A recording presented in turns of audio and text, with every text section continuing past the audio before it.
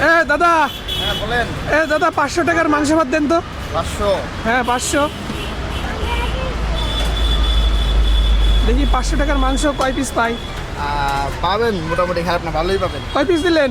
2 piece. 2 piece. হ্যাঁ, এই হলো 3 পিস। এই হলো 3 পিস। এই 4 পিস। এই হলো 4 পিস। আচ্ছা 4 পিস গেছে।